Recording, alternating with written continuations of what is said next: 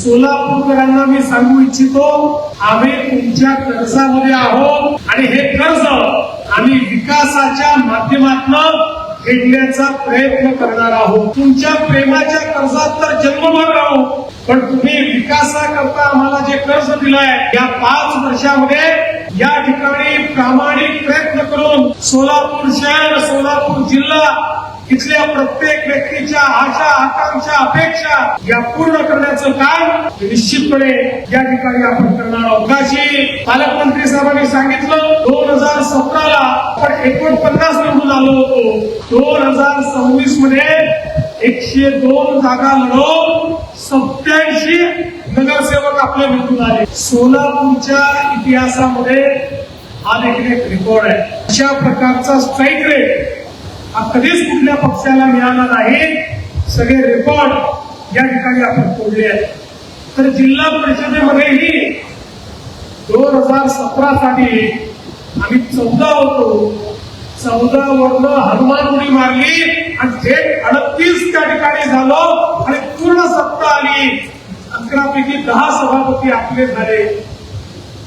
आणि मला हे देखील सांगितलं पाहिजे, एकीकडे काँग्रेस आणि विरोधी पक्षांनी देशाच्या संसदेमध्ये महिलांचं आरक्षण रोखलं असलं तरी स्थानिक स्वराज्य संस्थांमध्ये भारतीय जनता पक्षाने 50 नाही 56% या ठिकाणी आमच्या बहिणींना, भगिनींना, महिलांना त्या ठिकाणी निवडून आणण्याचं काम केलेलं आहे. आणि म्हणून मला अतिशय आनंद आहे की एक प्रचंड मोठा विजय हा आपल्याला प्राप्त झाला. आणि अर्थातच या विजयाचे पहिले शिल्पकार ही शहराची आणि जिल्ह्याची जनता आहे. या विजयाचे दुसरे शिल्पकार भारतीय जनता पक्षाचा सामान्य कार्यकर्ता, एक एक कार्यकर्ता ज्याने बूथवर काम केलं तो कार्यकर्ता आहे. आणि अर्थातच या विजयाचे शिल्पकार या निवडणुकीचं जे नेतृत्व करत होते, मग आपले पालकमंत्री जयकुमार गोरेजी असतील की ज्यांनी अतिशय उत्तम अशा प्रकारे हा सगळा समन्वय या ठिकाणी घडवला, नेतृत्व केलं, आव्हानांचा सामना केला.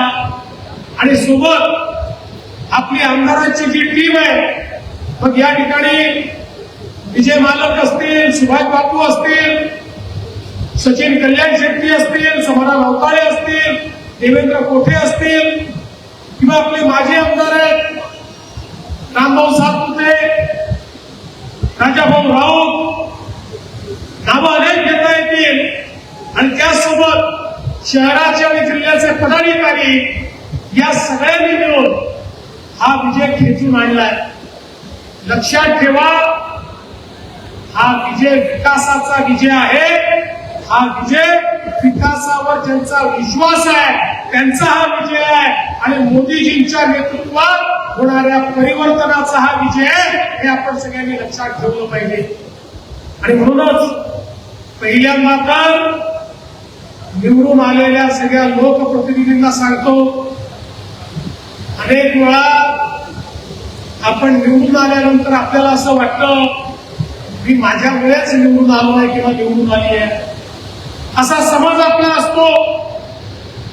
आणि मग त्यातनं आपला व्यवहार बदलत जातो. एक गोष्ट सगळ्यांनी लक्षात ठेवा, लोक जसं तुम्ही केलेला विकास पाहतात तसं लोक तुमचा व्यवहार काय आहे हा देखील पाहतात. एक वेळ विकास कमी झाला तर चालतो, पण जनतेसोबत तुमचा व्यवहार कसा आहे हे सर्वाधिक महत्वाचं असतं. जनतेला विश्वास वाटला पाहिजे की भलेही एखादं काम होणार नाही, पण भारतीय जनता पक्षाच्या लोकप्रतिनिधीकडे आम्ही गेलो, आम्हाला सन्मान मिळेल, आमचं म्हणणं ऐकून घेतलं जाईल आणि आमच्याकरता प्रामाणिक प्रयत्न केला जाईल, अशा प्रकारची भावना जनतेमध्ये तयार झाली पाहिजे.